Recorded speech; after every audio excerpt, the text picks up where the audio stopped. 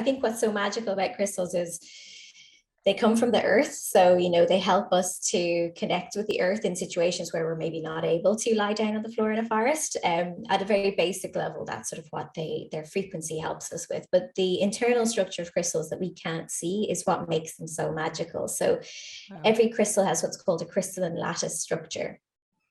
So if you imagine that the sort of molecular arrangement inside your quartz heart that you have there is this expansive, perfect geometry that's frequency is so stable it cannot be changed. Like even with quartz, because it's piezoelectric, you can actually squeeze quartz and it will emit an electric charge. But even as you squeeze it, it's the perfect geometry within it will bounce back. It's never going to be altered. It cannot be changed.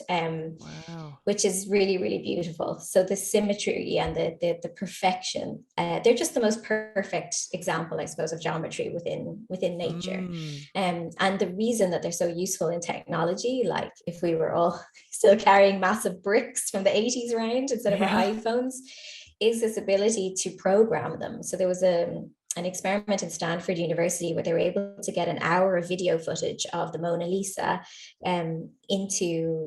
it was a lab-made quartz, but it was a lab-made crystal, but it was basically 1 inch by 1 inch by 1 inch cube.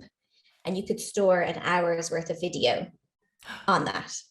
Wow. And that's just at a very, basic level. Like we don't fully understand what crystals can essentially do. And, Tesla believes that they were living forms, and there's much more intelligence within them than I think that we've discovered yet.